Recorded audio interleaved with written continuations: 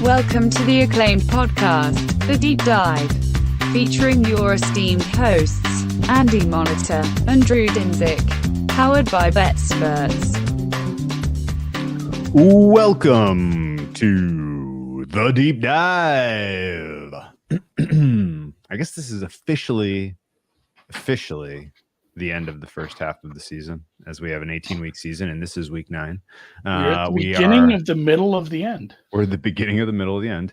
We're at the beginning of the middle, or at the end of the beginning and the beginning of the middle. We have some buys this week. We have just 2. Some outright markets we should probably kick around. I have someone painting my neighbor's house outside my window. And tomorrow. It is not Halloween, Mr. Kalmowitz. We will be doing our Halloween, what do you want to call it? Theme? Couples release. Essentially. The release will be tomorrow at halftime of the Jets-Texans game. Ooh, it's a fun one. Any thoughts as before we dive in here? You want to talk real quick about the trades? Like Deontay Johnson, I've kind of said he's still going to be third potato there. It helps for now. It's not going to be. I mean, it's a nice to have one more guy that can get open, but it's a running offense. I like that they're going in on making this offense even better. I'm fine. It's redundancy. That. It's nice. Yeah. It's nice to have depth. Cam Robinson helps. They didn't actually give up that much, but if you look at the Vikings, they didn't have a lot in next year's draft. It feels weird to be like going in with Sam Darnold. I love the Cam Robinson move. I can't believe they got a legit tackle to replace Derek Carr. I thought that was big. It was going to be a big downgrade. Yeah, it was. He's their best offensive lineman and maybe the best in the NFL. And now, that at least is not that Cam Robinson. I'm not like, whoa, but it's definitely better than backfilling. The Deontay Johnson move, Andy, true or false? That was to keep him from going back to Pittsburgh. So that's interesting too. Somebody else said that. It's like that seems likely.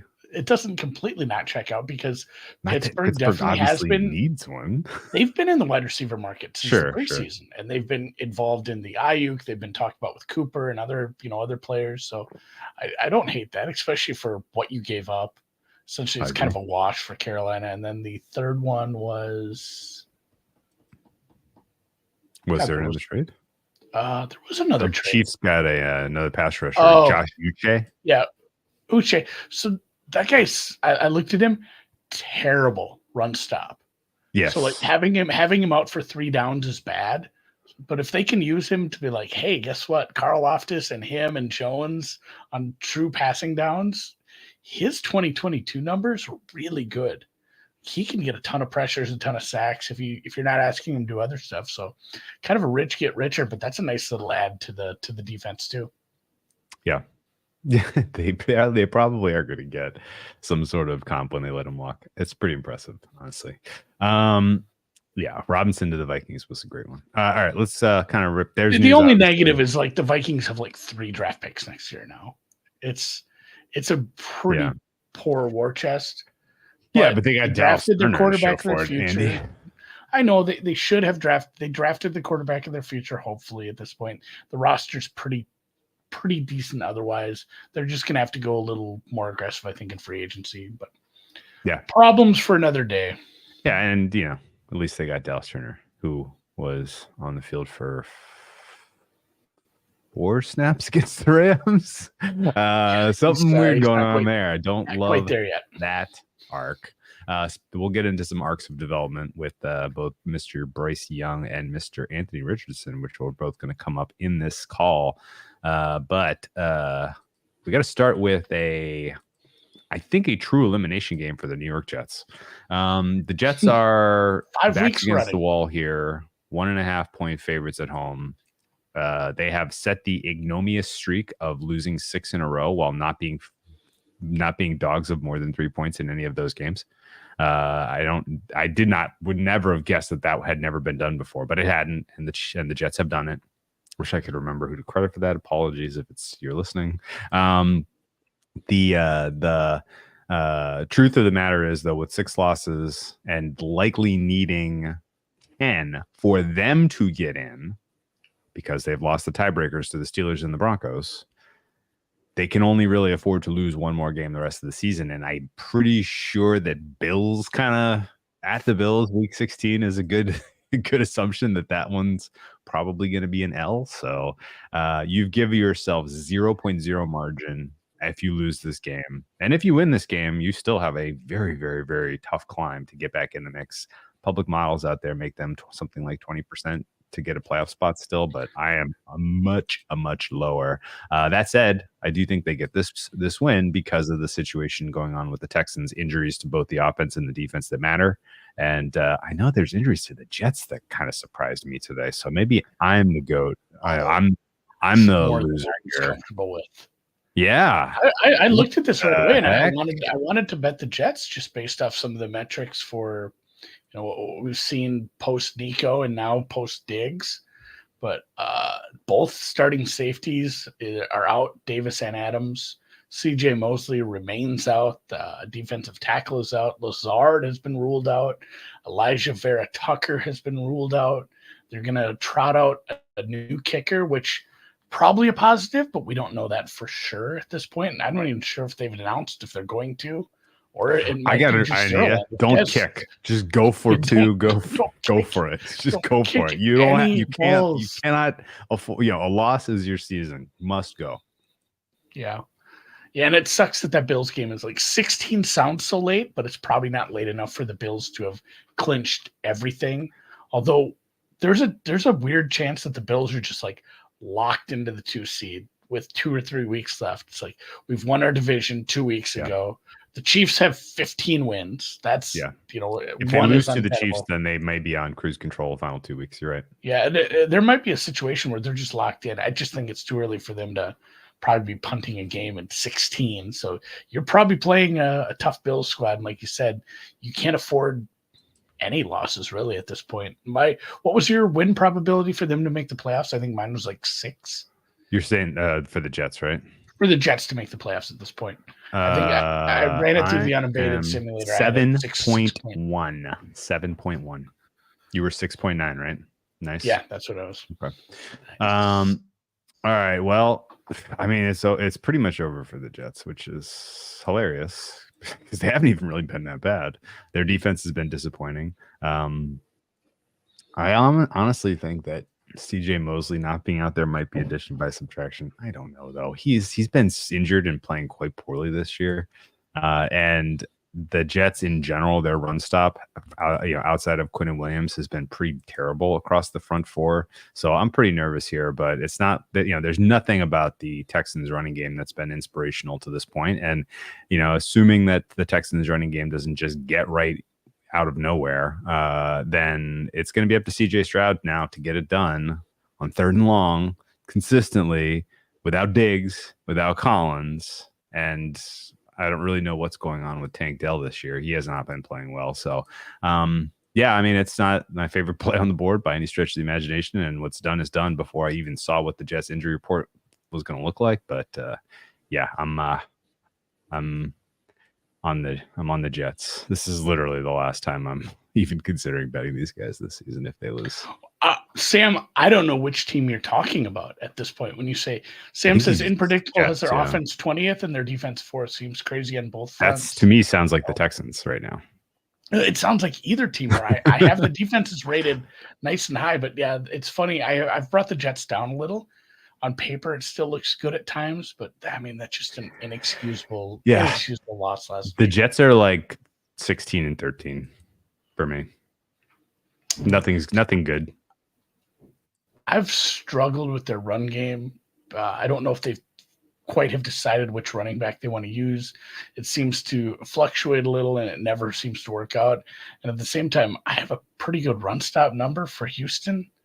I'm worried it's going to be all on Rodgers again. And Rodgers has really bothered me because it's like it looks like he has it still, but then there's just moments of like, oh, that was a terrible throw for an interception. Oh, that was a terrible miss. Like and if he's not quite there and he's missing those those throws that he needs to make to extend drives, to score points, to help out this bad run game, it isn't going to happen for him. So yeah, I lean Jets here. I ended up staying away. I'm going to look at some props. Solik played one on Mixon's rushing yards. I kind of like yards. Yeah. This was Jets have been very bad run stop.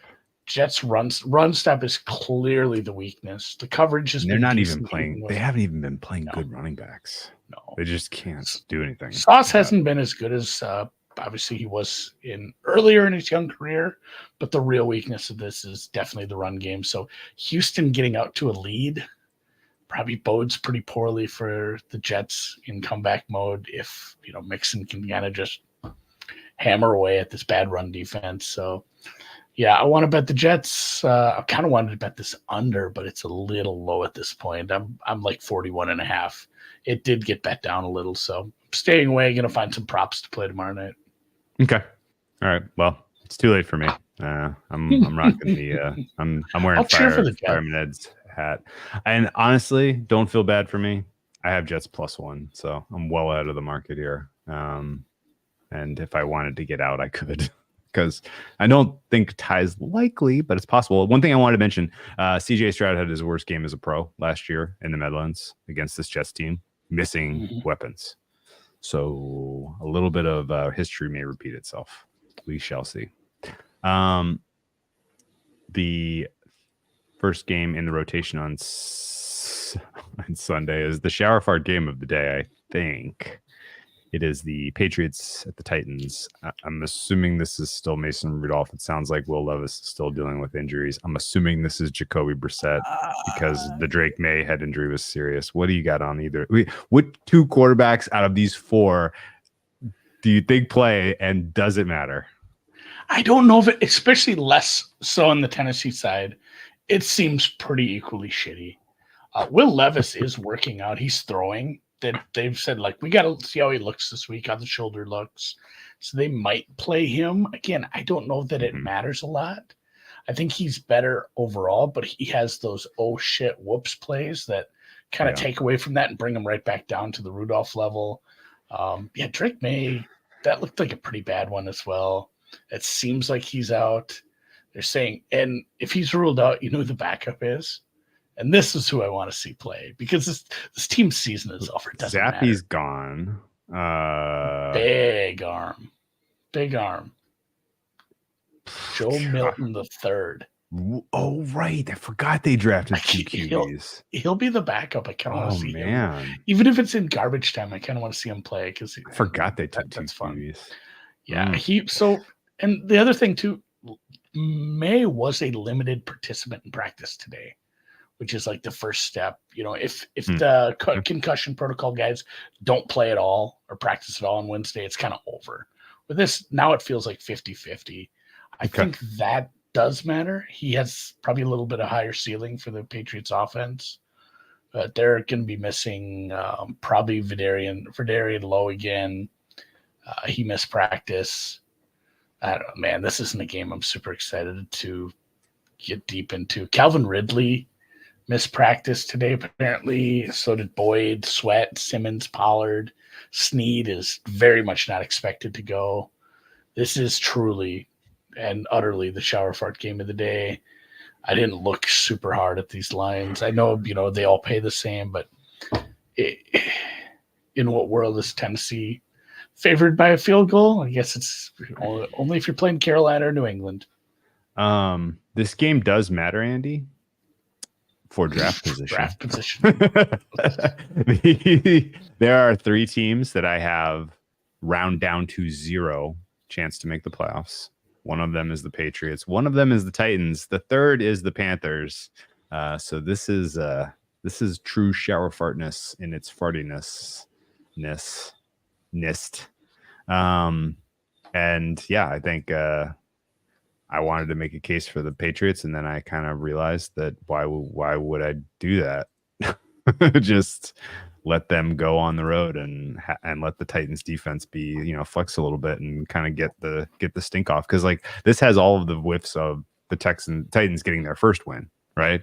Where they went up against a completely overmatched Dolphins team, and they were like they did just enough, and it was like, we got one. This feels like we got a second one for the Titans. This defense has enough. It has enough, skilled players. This defensive roster is good enough to, like you say, overmatch a bad offense. This should be bad offense. Are these teams in the market for the same position in the draft, or do we think Titans are probably looking for a new quarterback?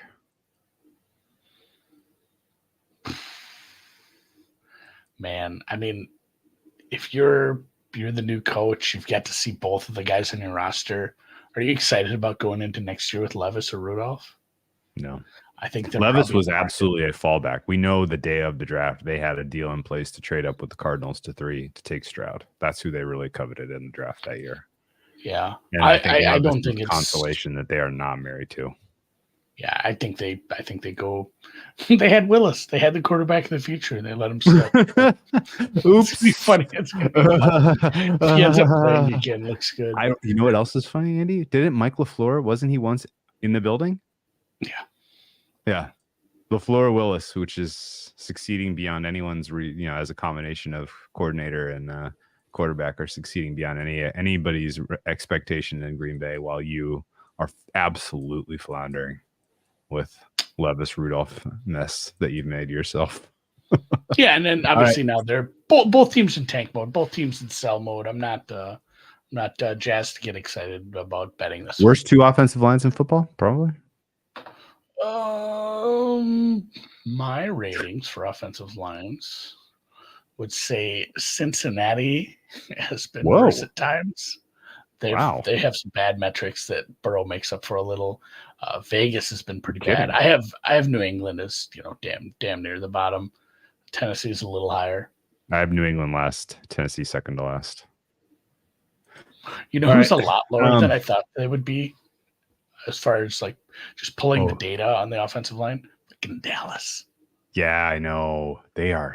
They looked really good coming into the year because Zach Martin is just like, you look up Washington the dictionary and it's a picture of Zach Martin trying to pass block against the Steelers or whatever. What was the game where, not the Steelers game, there was a game that was in a pretty high profile game where he was just completely fucking lost trying to pass block. It was sad, honestly. Yeah. Maybe the Giants. I don't even remember. Anyway, I have them quite low. Honestly, the Jets have been low. The Giants are another bad offensive line. Giants are bad. Saints right now are bad. Yeah. All right. Well, let's keep moving. We spent way too much time on an absolute dog shit game. Chargers are at the Browns. I got sucked in to the Chargers here because of the Browns injury situation in the secondary. And I'm nervous because the Chargers are doing it. They're making this much harder than it has to be. But they do have a very competent offensive line, which I think can at least keep the pass rush for the Browns at bay. Should open up opportunities for them to exhibit at least league average offense. And then their defense, I give up. Like, this defense is good. They're playing really well. They're really well coordinated and coached. They have a bunch of young players who are popping. They're kind of like the Rams of last year for me, where I just was like, no, these guys, no. Okay, fine. They're at least better than I realize. And this is maybe more like going from 22nd to just I capitulate and give them top 10 number, whereas Rams was like, this is 32nd, and I capitulated and give them like a 50, top 20 number. But anyway, I don't love the idea of the Browns doing it again, despite the fact that their offensive line played exceptionally well against the Ravens. There's still a lot of wildness in what Jameis Winston brings to the table. And I think the Chargers defense can prey on that. So we'll see if. Where do you have them as far as your run defenses? So I do, if you look at overall how Cleveland's run this year, that number is very much tilted by the fact that Nick Chubb wasn't playing for the first, 5-6 games there. And that obviously makes a difference. He's a big difference maker in that sense. But I have the Chargers as a pretty good run defense. And like you said, the secondary for Cleveland now, Denzel Ward, concussion protocol. And then up front, JOK was in the hospital on a backboard. Yeah, Ward and JOK being out are huge. They're already ruling him out. And then So Zadarius Smith didn't practice today too, which kind of has the whiff of they didn't say why. It was kind of he might not be playing either because he's be wearing a different colored jersey. And then Ronnie Hickman did return to practice. No guarantees he does get back. So they could be continued to be beaten up on the defensive side. And so I don't love the offense for the Chargers. When push comes to shove, it's not great. They tried to establish this identity as a run team that's easily adjusted to. Yes. They said, we're going to have to throw more. It doesn't work because of the players you have until you start playing some bad teams or you get a little lucky like versus Denver. But like last week that worked because that team had a bunch of players out and you can beat a bad team and Herbert's good enough. So it feels like he's getting wasted a little, but you go look at his numbers the last 2 weeks when it's necessary to pass and it's against a team that he can do it against. He looks pretty good. Feels like a spot where he'd be pretty good. My numbers with Jameson are pretty close to market here, but I mean, we talk about like week to week regression on stuff. Feels like he's overdue for a turnover and it's been 60 minutes of football, Like he threw some interceptions right to guys. It's funny. Yeah, they should have lost. Kyle Hamilton's drop was the difference in the game. Yeah, they had the Baltimore secondary was working after practice today on a separate field. Jugs machine. Seriously, they had him catching balls. Like that was the difference in the game, probably a couple times. So I'd agree with you here. What did I have marked for this one? Yeah, I'm right on mark. I say -1.5 here. Cleveland's third straight game at home, so a little bit of a travel disadvantage for the Chargers. It's kind of going to come down to Herbert.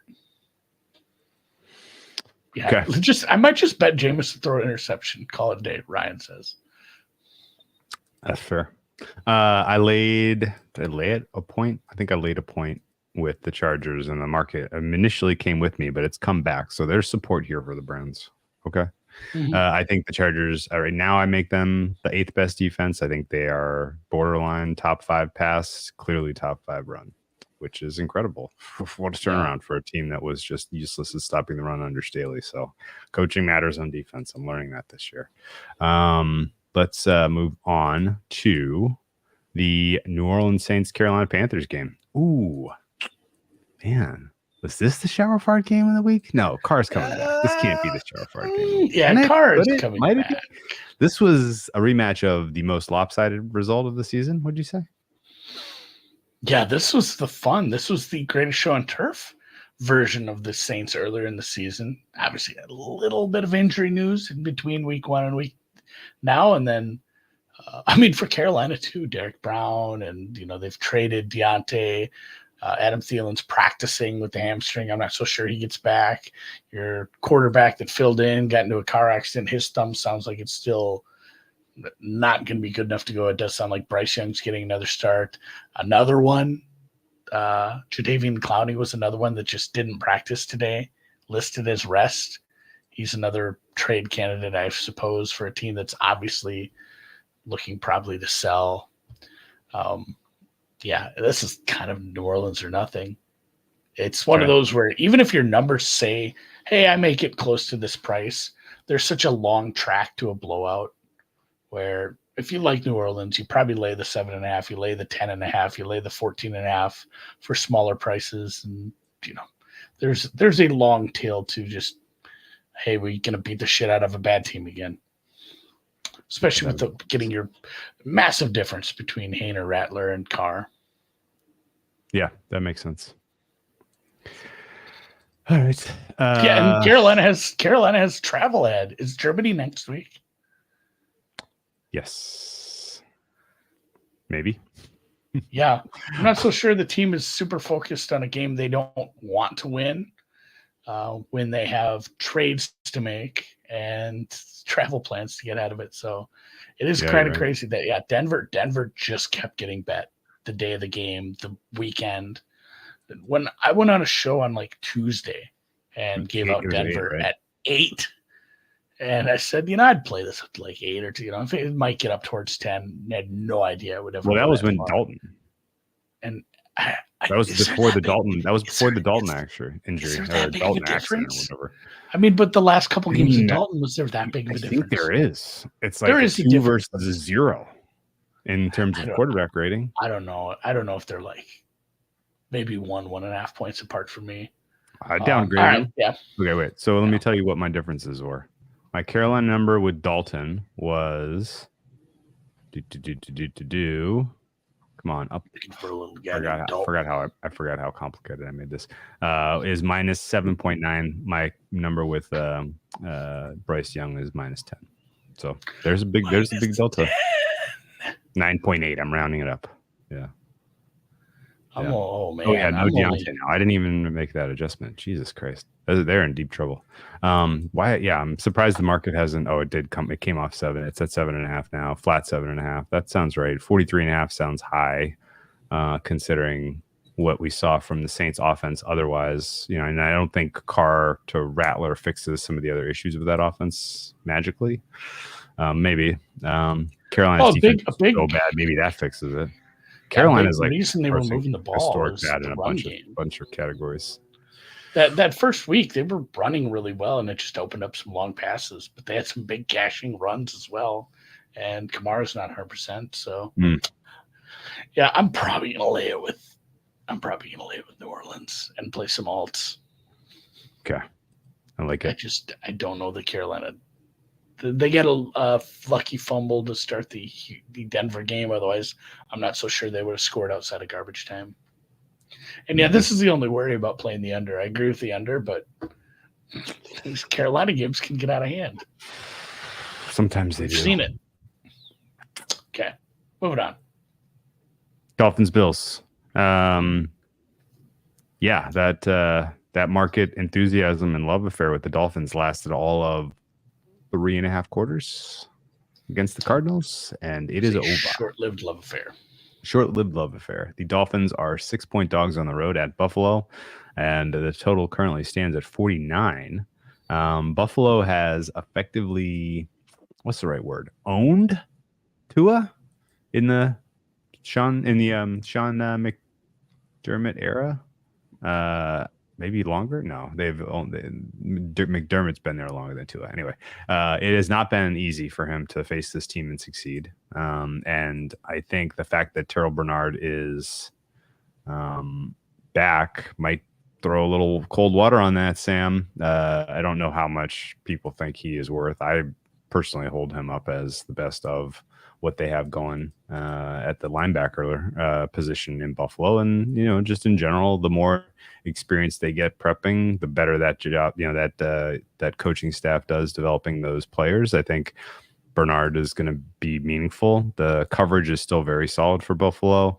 The pass rush has been hit or miss depending on who's available, but it's still somewhat effective in the right situations as far as putting away a lead.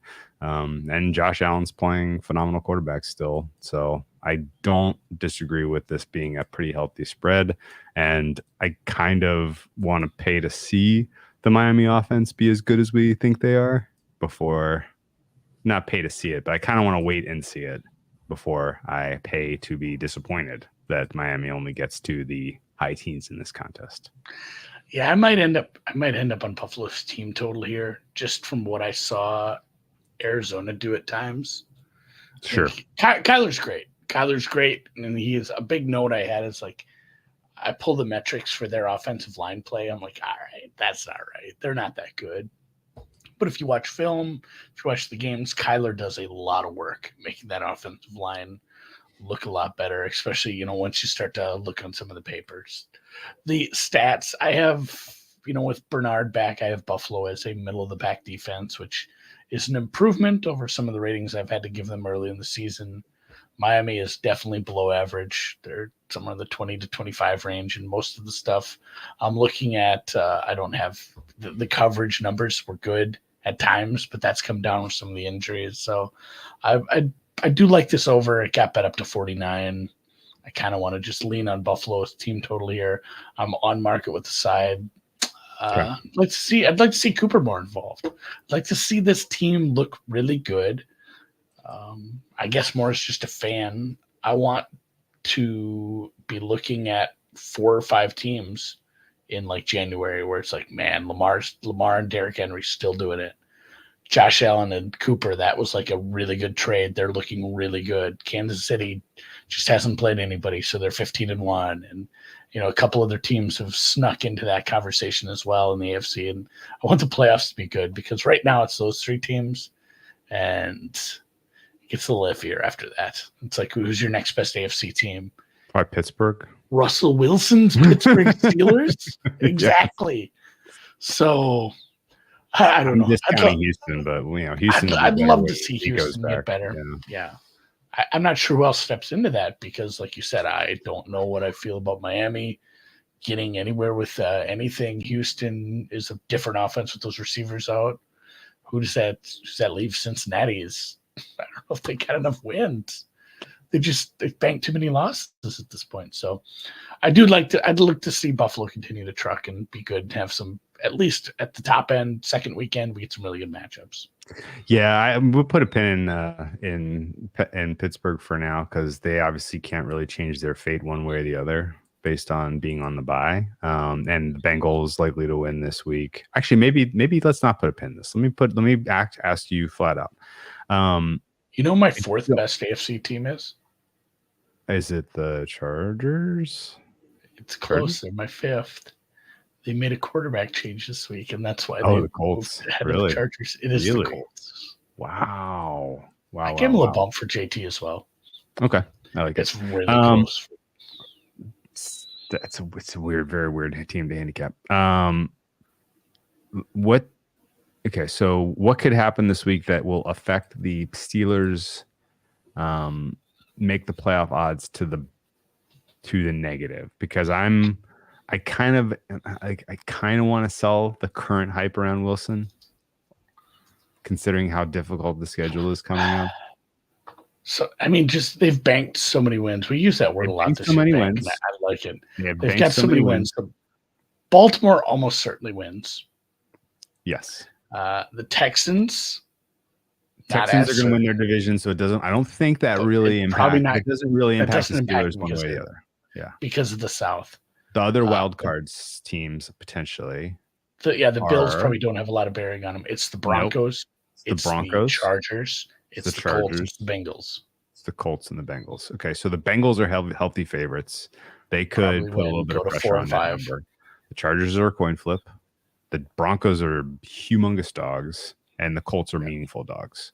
So I think the likelihood is you probably go 2-2 with those teams this week, and Steelers numbers don't move. Do you agree with that? Yeah. Those teams aren't going 4-0. 4-0 would be 4-0 would nuke that number, and I would be like, God damn it, I should have played it last week. But I don't think let's say the Bengals and Colts win. Yeah. And maybe the Dolphins. Those teams are 4-4. They would be 5-4, 4-5, 3-5. The Steelers are still 6-2. They kind of need to collapse to fall out of the playoffs. So their run schedule was so fucking suspect on the rewatch of that Giants game, and it was home, and I'm like, man, And it was in the first half, but when they got in a good game state in the second half. That was pretty nasty what they did in the second half at times from a pass rush standpoint.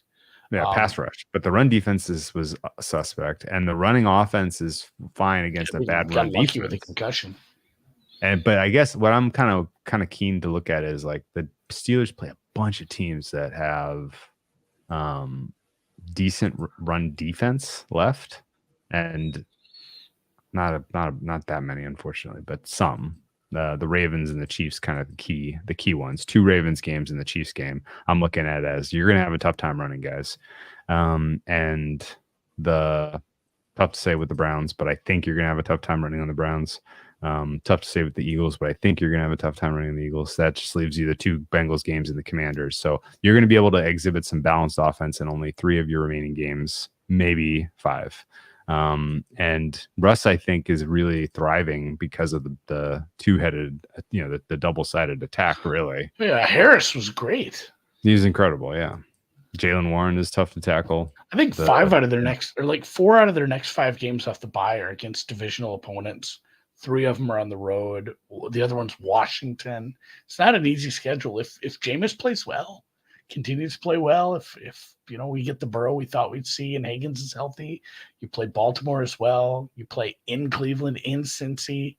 It's this is a team that could be 7-6, not too far down the road. See, the problem is the Bengals don't match up well against them, and the Bengals need to win those 2 games, I think, to steal their wild card spot. So Najee Harris can have 200 yards in that game. Yeah, and the Burrow and company against the pass rush is a problem. Okay, all right. Well, I guess I give up. Steelers are just going to the playoffs. It's happening. Okay, well, I'll root for them to continue to shoot up the power ratings then, and maybe even threaten the Ravens, and people really buy into them and give us a bettable bet against price in the playoffs, maybe. Yeah. All right, let's talk about Cowboys Falcons. Not sure if you know this, Andy, but you can lay under 3 with Atlanta right now for some reason. I know it's expensive. The juice is currently minus 119. But in what world is there not a 1.5 or more difference between the current state of the Falcons and the current state of the Cowboys? Yeah, you don't want to know what I make this number, buddy. I know you make it probably 3.5, 4, which makes 2.5 probably one of the bets of the year for you, I would guess. I'm at like 5. You're at 5. Parsons not. So Bland probably plays. Parsons, no. Parsons not happening. Okay. That defense is markedly different from what we saw at the beginning of the year last year. Yeah. This brings up a very valid question, Andy. You ready for this? Fuck didn't you IR Parsons? What's going on with them? What's wrong with them? So this will be the dysfunction finds new ways to present itself in Dallas. So he's not practicing. He's likely to miss. This will be his 4th straight game. Should have IR'd him. You could have brought in someone else. All right. Well, fuck, man. Minus 2.5. Bland's expected to play. Aubrey's their kicker's off for jury duty again, which is funny.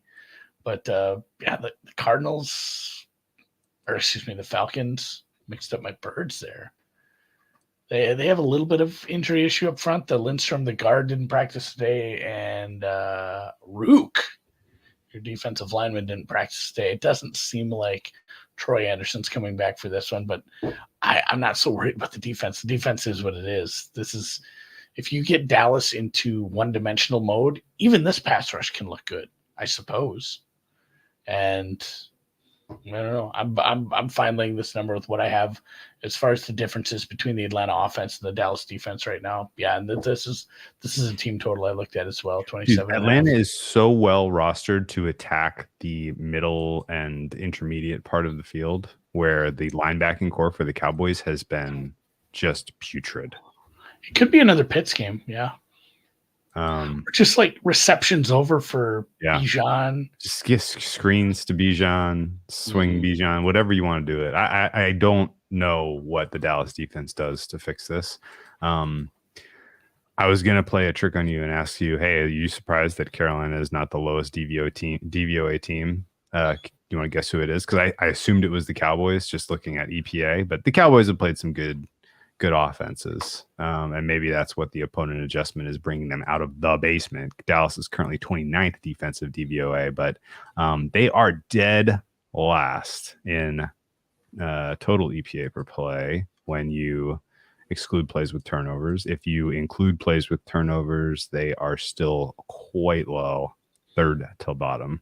Do you know who's last defensively? Yeah, without looking. God. Jacksonville? It's Jacksonville. I was going to say, I have them. I was just looking at who I had near the bottom. I have them as my 5th worst defense, but that's not opponent adjusted, not as well as DVOA. They've had some bad ones, and they've played some, shit teams they should have looked better against. I thought they were. And this is the thing. Do we think Dallas can move the ball at all? Atlanta doesn't generate a pass rush, but this is a offensive line for Dallas. It's looked way worse than we thought it would. This is a running game that doesn't exist. They had the all dusty backfield last week. I think it's probably going to be more of the same. And if you can take away CD, which feels like Atlanta has a CB1 that can probably manage that for parts of the game, I don't know what their offense is. They try to push it to Turpin. They try to get the tight ends involved. They run some bad screen passes. It's going to be a lot of catch-up mode, and Atlanta's off pass rush might actually look decent for a week. Yeah, I don't get this one, man. I'm going to sell the 3. I don't want to pay all that juice because I think Atlanta just wins by a touchdown. Okay. Maybe more. It's actually only minus 117. Looking crazy. Young Hoku, come on through. All right. The Broncos Ravens is almost 10. That's too many points by my numbers, but I don't really feel like betting on Bo Nix on the road against the Ravens. Sorry.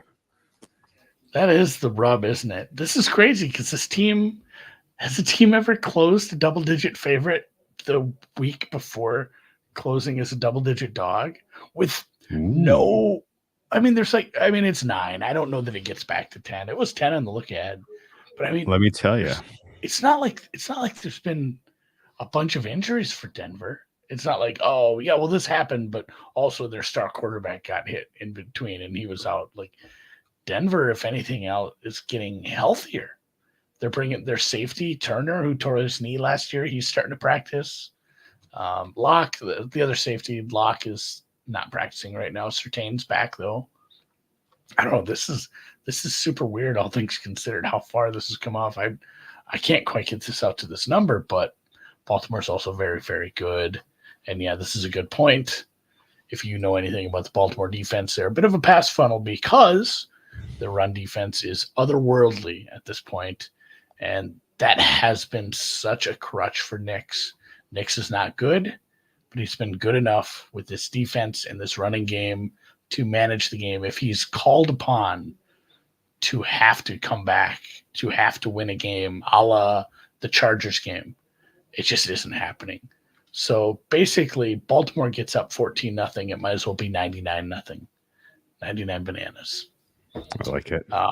And yeah, it is probably a just Baltimore, but kind of a first half over, second half under look, where a lot of 3-and-outs for Denver in the second half, and we get Baltimore just running the ball. Humphrey and Wiggins, both corners, were practicing today, which is massive. They did send their interior defensive tackle, Michael Pierce, to the IR. Designated to return, though. He will come back. People freaked out a little because Lamar didn't practice today, but he was just resting. And yeah, this isn't a bad teaser spot on 6.5. He was vet rest day. I never followed up on that. Okay, I just kind of assumed. Yeah, they said no injury designation, rest. Andy, would you believe that the biggest delta in spreads from week to week is the 2007 Philadelphia Eagles? Is that a McNabb year? It was a Marty Morning was the offensive coordinator. Andy Reid was coach. Might have been a McNabb year. I'll give you more details in a moment. But the Eagles in week 10, they were 9.5-point favorites hosting the Miami Dolphins. The following week, they played who? In 2007, they played the Patriots. The Patriots, who they were 24.5-point dogs to. Oh, this is going to throw me. This is going to throw me on a little bit of a tangent. Do you know favorites to 24.5-point dogs? I might They covered both games, by the way, if you were curious. Do you know what a teeny mate is? A what? A teeny mate. No. It is a collectible figurine. They're about teeny mate. Okay. Okay, maybe less than like the gumball machines at the grocery store from when we were kids. So you buy them in these packs. They're like $5 for two of them. My kid loves them. He has dozens. Okay. So you get, and it's how we get him to do chores. You get, hey, if you do all your chores this weekend, you get a pack of Teeny Mates. I like them. So for his birthday, which was the other day, he got this box, and it's Teeny Mates Legends. And every year, each team gets a player. Legends is all these. So I had to explain to him, like, none of these guys play anymore. It's like Eddie George and all these stars from the past, like 20, 30 years or whatever. Sure. You got one that was all gold, no jersey, like 100% gold as the ultimate legend. It was a Randy Moss one. Oh, so he's asking, like, he's like, he plays for the Vikings. He's like, I don't know this guy. I'm like, well, they don't play anymore. So I ended up watching like 2 full. I watched another one later. I made him watch a 12-minute Randy Moss supercuts, like supercut of catches. Oh my God! Some of those in 2007 were just nuts. Amazing. Like, that wasn't fair. That super wasn't fair. That wasn't. I mean, even the Viking stuff was great. Man, when he was with Brady, my God, how did I remember some of those scores? I mean, those scores did get out of hand a little at times. That team was so fun. That was a long God, it was. They couldn't cover to save their lives down the stretch. But they were getting huge 24.5. Yeah. They were like, hey, lay 24.5 against the Eagles. The Eagles, I think, went to the playoffs that year. The Eagles were, maybe not. They were 8-8, but they were 4th in the NFC East, so they probably didn't go to the playoffs. But the point stands. That is the largest delta of week to week. Broncos. The last time we had a delta as great as this Broncos, where they've gone from more than 8-point dog favorites to more than 8-point dogs.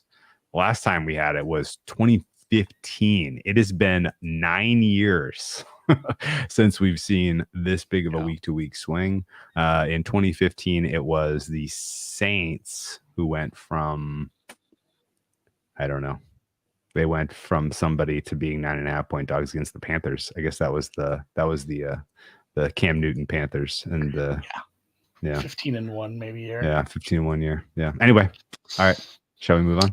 I have nothing else. It doesn't feel like Denver's going to be able to. Yeah, I mean the chat nailed this. Denver's not going to be able to get the run game going. This is going to come down to how serious Baltimore takes the second half. I think if you want to lay Baltimore, you lay the first half. Oh, the all-time exciting matchup here is Denver's defense against the Baltimore offense. By EPA per play, this is the number 1 versus the number 1. Did you know that? Yeah, Denver. So I have Denver as a very good defense, but if you look at not number 1, I'd like stuff, number 5. Yeah, I where do I have them? 5, third, I think. Third. Okay. But opponent adjusted, it doesn't look as good. No, it doesn't. This is a tough opponent. So Ravens first half is gonna be great for me. This is going to be a great game for that reason only. When the other units are on the field, I'm not going to be watching much. All right. The Raiders play the Bengals. They certainly do. T. Higgins is going to be back, it sounds like. And that really kind of really super matters. Is that kind of what we've learned about the Bengals this year? He did not practice today. Really? They're saying day-to-day with the hamstring. Quad? It makes me a little nervous because I felt like I was precautionary last week, but Orlando Brown and him both missed practice today. If Higgins is out, I am much less likely to lay 7 points with this team against anybody.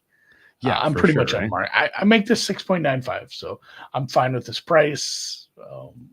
This is a defense that gets gashed in the running game, and we have the worst running offense in the world. So I'm not sure what gives there. It's the resistible force, movable object game as far as this run defense versus Madison and White. I guess it's the Bowers game.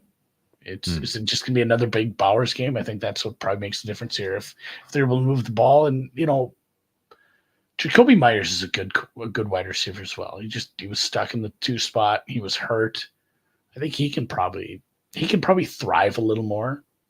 Him and Bowers, so it would probably be Vegas for me if this continues to get bet out. If you get an inkling that Higgins is out and it's still sitting at 7, it's probably a little too high. Okay, which is gross. Just a gross bet. And that's the thing. T's probably Patrick says T don't give a fuck about coming back. Your team is in the 10th spot and he's looking at a contract. Yeah. Yeah.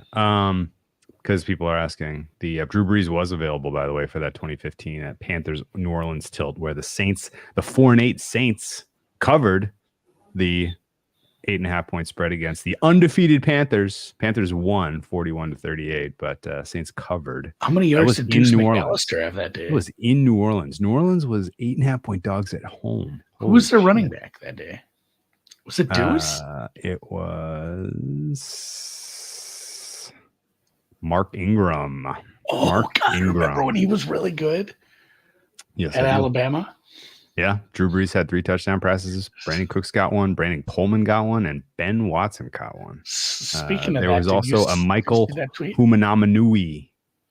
Humanamanui was targeted in this game. It's a soft Andy. age. If you're wondering how a 4-8 Saints team that could be 8.5 point dogs at home could have been 8.5 point favorites to anyone, well, the previous week they played the Texans. And the new Texans, the David Carr Texans, or how long ago was this? I don't even know. I'm losing track here. Oh, this was the 2015 game. Yeah, it wasn't that far ago. No. Did you see that tweet from Alabama football? No. They like celebrated a certain pick, and people are quote tweeting this and like, are you serious? Because Bryce threw it, you know. Yeah, like, that's what are we funny. What are we doing here? They've already completely given up on him. Distanced themselves. Oh my goodness.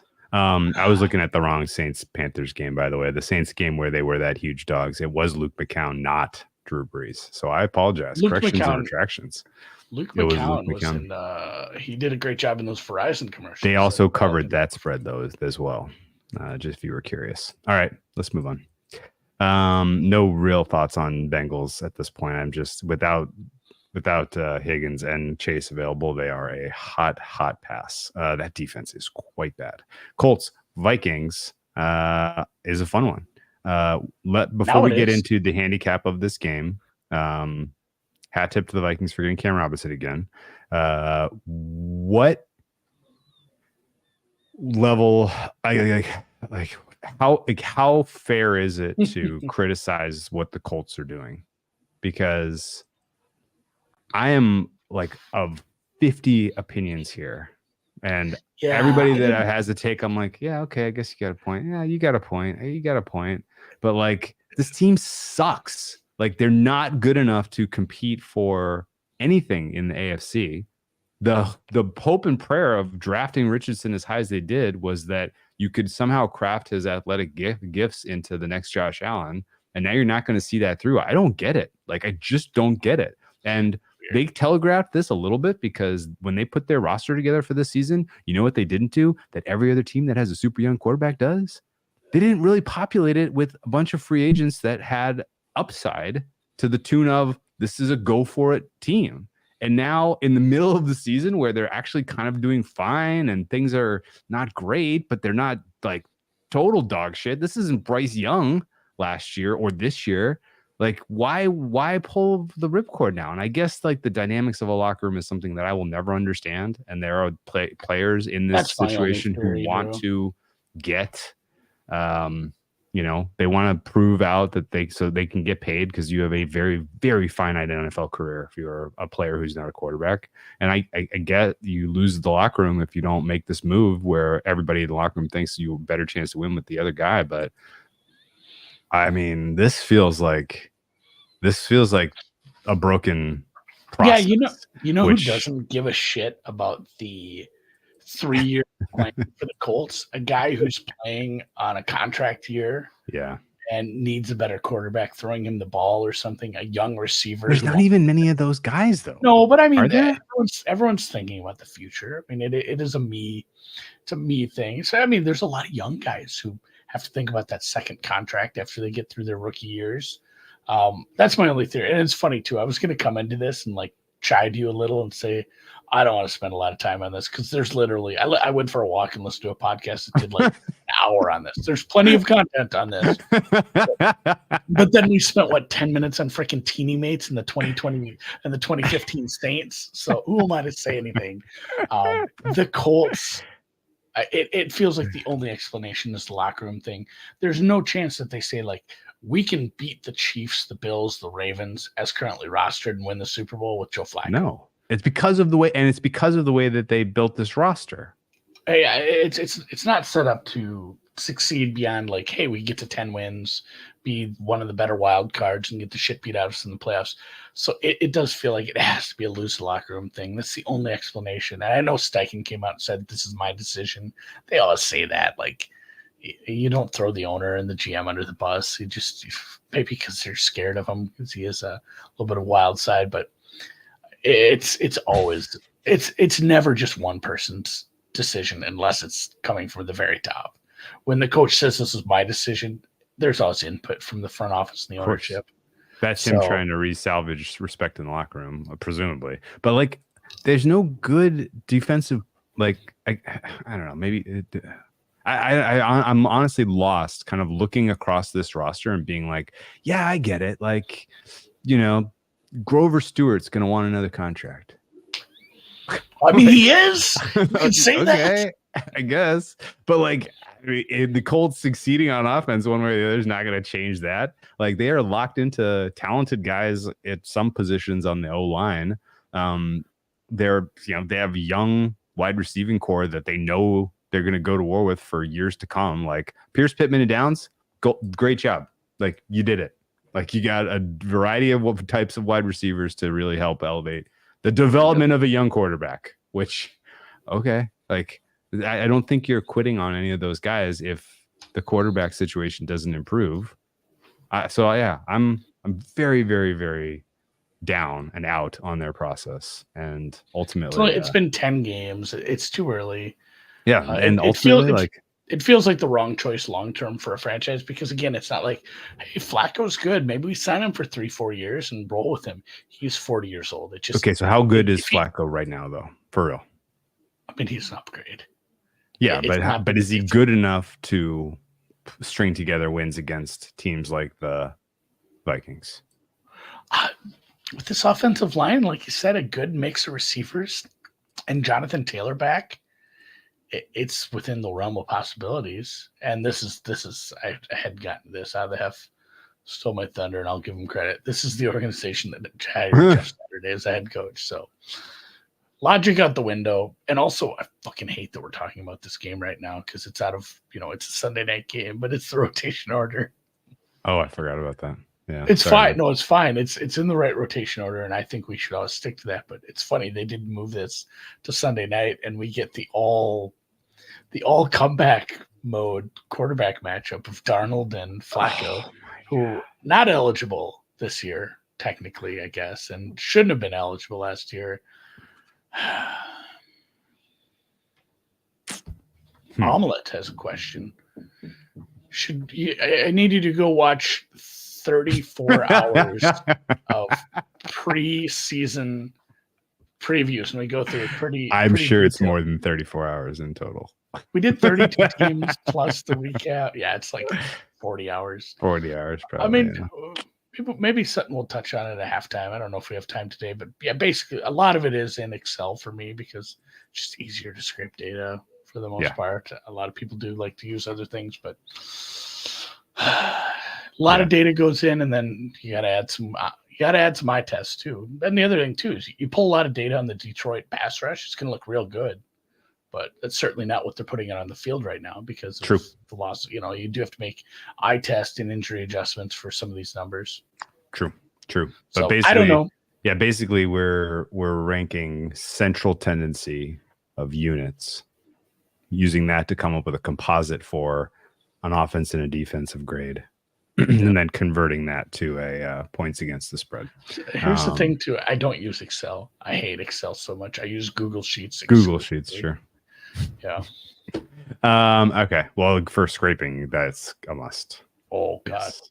Yeah. Import HTML, guys.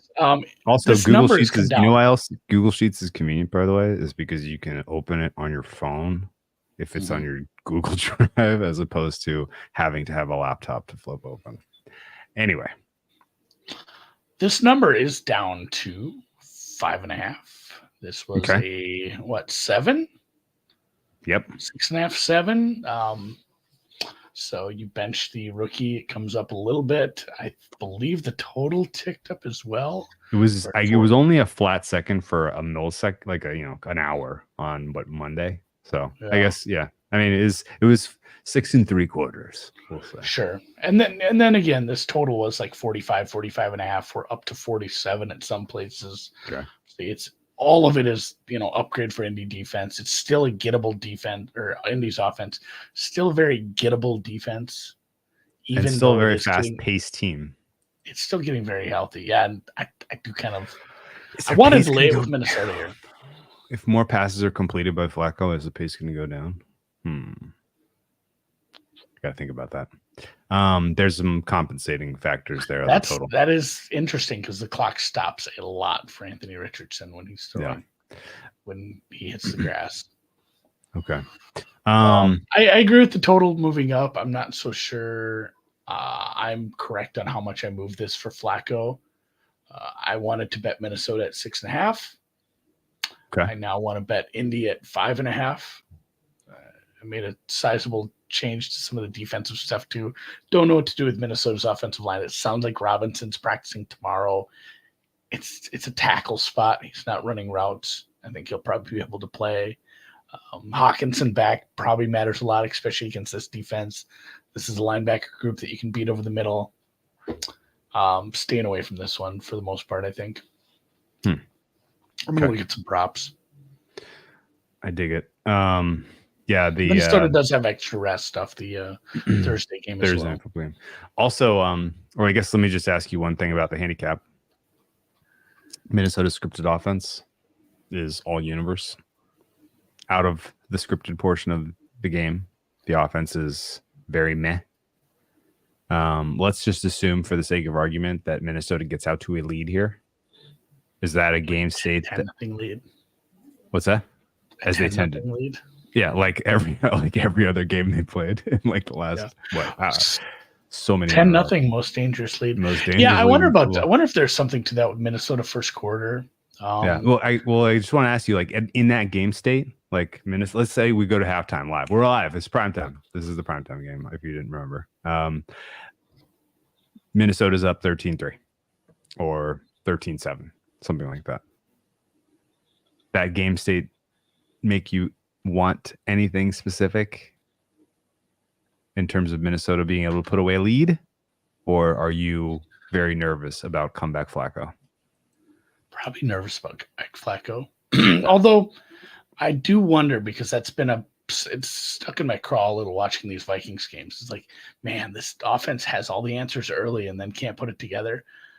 I wonder what a nice safety valve, honestly, probably if you throw in the best year of Hawkinson into the league right now, he's a top 5 tight end. This is not a small addition. And plus, did you read he's in the best shape of his life? He is in the best shape of his life. They gave him an extra week, but like Hawkinson I'm trying to name some tight ends that are better than him. It's probably Kittle, Kelsey, Bowers. Yeah. You know what this is making me think, Andy? You know what this is making me think? It's making me think Minnesota's team total should start around the 26, and it's like going to be like a 25. Minnesota team total, because like if you're worried about comeback Flacco and Minnesota has to continue to press and they have all of these weapons in the passing game, they're going to lean into that. They're not going to try to wipe out the clock with the run, which might not even really be successful. So I do think Minnesota being in sort of a pass first mode for all 4 quarters is realistic in this one, and I have the pass defense for the Colts quite low. Like, this I'll have to check what happened the last time these two teams played. I'm sure it was a pretty normal game. Nothing weird happened. Oh God! Oh no! Looks like the Colts were leading. Looks like the Colts were ahead by a lot, right? Yeah, they were up by like a bunch. 33. They were up a significant amount of points. Oh dear! I went pear-shaped in a hurry. I like that. Let's put it on the list, and we'll move to. I'm lost now in the rotation. In the rotation, we go back to the Commanders and the Giants. Well, the G-Men. We're back at 10. We're back at 1 a.m. kickoff. Sorry, man. This is out to. It's fine. It's out to 4 as a road rookie quarterback. That's how little we think of this Giants defense right now. How low are you on the Giants defense right now? 29, 30, basically 29. Yeah. Tied for 29th. Tied for 29th with the Bengals right now for me. What about you? Pretty bad. And it's funny, they're pretty healthy. It's not like, oh, this Giants defense has been so bad. Well, they're missing their most important player, Andy. Cordell Flott. Flott's been out. He's your wide receiver one lockdown. Did he play last time? I think he played. I'm gonna have to double check that. It was the safety came back as well. I don't know. I think it's a very bad defense. The one true strength of this team is their interior pass rush, and combine that with some hot spots from Burns. And both Lawrence and Burns look like they're playing through pretty serious injuries right now. I don't know how much longer they have before they shut them down for a little breather. Try to get them right. I don't think the Giants are served by winning games, although there may be some turnover there in the front office, which coaches might be in some trouble. I still am holding a pretty high-ish number for their pass rush, and I'm very low on run stop and coverage right now. But I'm prepared to continue to drop that if we don't see an improvement from that. From specifically from those players, because they've had a couple weeks in a row now. It just hasn't really looked good, and the fact that you couldn't generate some sincere interior pressure against a team that was starting a backup center last week was kind of a red flag. Where are you on the Giants defense? Very, very low. Like it looked very, very bad at times.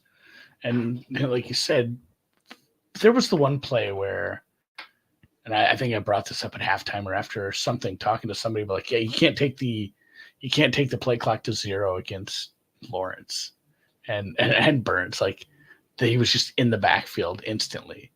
But other than that, you can play those guys out of the game, and it's another one almost like Kyler, where this Washington offensive line, it isn't bad. There's some good names in there. You got a good guard. Got the one tackle, Lucas, is actually hurt. He didn't practice today, but it's not a bad offensive line, but it's another spot where what the quarterback does makes some of the metrics look a little better, and his sack avoidance has improved in my eyes. I'm going to have to go look at what the stats say on that, but he's a little injured still. He's kind of in and out of practice right now. I think obviously he plays again. We'll see. I thought he looked fine. And it's funny because this first game was hey, let's get to the red zone on every drive and not score a single touchdown, Washington. Yeah. And we kind of saw that again last week. Instead of the Hail Mary, it's like, man, what happened? Are they not a very good red zone team generally? So the Bears have a good defense. I want to give the Bears some credit. They really did a nice job in the red zone. It's not like it was horrific play calling. So I'm very close to playing the Commanders here just based on the offensive defensive matchup. Even out to 4, I make this a bigger number. Giants on a short week. Probably, like you said, not incentivized to play Burns or Lawrence if they come up with anything in game where it's like, all right, he's ruled out quickly. So I like Commanders here. Even in a road spot, I could make a case this should be 5 or 6. So starting out for the season, Daniels got sacked twice against Tampa, 5 times against the Giants. Did you say that? Yeah. Twice against Cincinnati. No, that was part of the problems. They got sacked out of the red zone once. And then since then, he has been a lot better. He was clean against Arizona. He got sacked 3 times against Cleveland, 3 against Baltimore. The Baltimore game is explainable because he was in comeback mode for most of that game. The whole time, yeah. Did not get sacked against Carolina and sacked only twice against Chicago. So, yeah, I mean, like, in general. Chicago is one of my best pass rushes. Yeah, in general, he looks pretty dang good right now in terms of sack percentage. He's only conceding sacks on 7.2% of dropbacks. It's pretty freaking good, man. Pressure to sack ratio is not, or would that be advanced pressure to sack ratio? Are you on next gen or were you on? I don't have that. I don't have that in front of me. Sorry. Anyway, do they have that in next gen? I wonder if they do. They probably do. I'm trying to think where I usually look at that. There's so many data sites now. I need to write down where and some of it's just scraped. Where if it's a nice easy table, it just I don't know where I get it. It just shows up in the spreadsheet. Either way, I would play the 4, and I probably will. Yeah. So should have grabbed it earlier. Jaden Daniels has been pressured 85 times. He's only been sacked 17. That is very good. Very good. Yeah. I want to give Caleb. I want to give Caleb some credit too. It feels like his avoidance has got a little better. He's been pressured a bunch too, because, and I don't think it's fair to compare him because his offensive line has been absolutely ravaged for large chunks of the year. Caleb probably has a better second half of the season. That's like pressure to sack number is comparable to Mahomes. That's pretty fucking good for a rookie. Good Lord. Sorry, he's very good. He just won't survive for a full career, and Sam will know no joy because they will not win any playoff games under him. So he'll always be hurt. Well, you'll always have the Chicago. You'll always have the Chicago Hail Mary. God, what a fun Hail Mary. So you can't ever take that out of your cold dead hands. I don't. I think these are fair numbers. I'm almost bang on both of these here. So it would be. I've had some slight upgrades to the Washington defense. Not like a bottom 5 defense. Yeah, no. Oh, hell yeah. You can't even keep them in the same conversation as some of these other defenses we've talked about today. Yeah, no, they are perfectly they're well coached, which again, like one of the things we're learning. Perfectly cromulent. One of the things we're learning this year, coaching matters for defense, which should have been maybe intuitive. But thing to watch out is Frankie Louvu did not practice today with a shin injury. Keep an eye on him. Next game is when the Lions. I got to get the timestamps so that people. It is Bears Cardinals. Very, very challenging handicap and a two-way market here, pulling this thing back and forth across Pick'em, Andy. At one point, it looked like this flipped Chicago, and Chicago was going to go off favorite, but it is back to Cardinals -1. Total's sitting at 44.5. In fact, if you want to lay the Cardinals 1, you got to lay -115. So we're really talking about, for all intents and purposes, 1.25. What do you think the enthusiasm is for the Cardinals here? Because I kind of came out of that Dolphins game feeling like that was more of a takeaway about the Dolphins than it was about not a strength we're going to talk about ever. And maybe strength is probably the wrong word, but they are going to let the rookie run now. The rookie DN Darius Robinson sounds like he's finally getting to play, and the news for the Bears offensive line wasn't great. So Braxton Jones is going to miss weeks at left tackle. And then his backup, the youngster, I think it's BYU, Kieran Alagaji. Sure. Unlikely to play as well with a calf injury, which leaves you the guy from the practice squad, Spencer something or other. Bill Murray was knocked out of the game. Tevin Jenkins, he would be a limited if they would have practiced today. They didn't even practice today. They're practicing behind closed. They've limited the